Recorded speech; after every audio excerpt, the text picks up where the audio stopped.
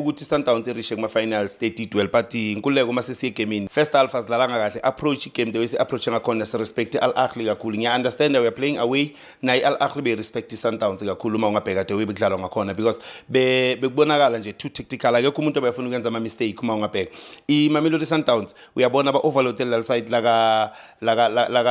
le-right back la khona sibona abaletha umrena today bafuna lesa speed befuna kudlala nge-counter attack uma ungabheka uCoach Cardoso. No shots on target, lack of creativity, no penetration, no vision in the game, no control, no comfort. Mamelodi Sundowns, we know that at some point, none of us at the moment in Nkululeko, and lack of crosses as well.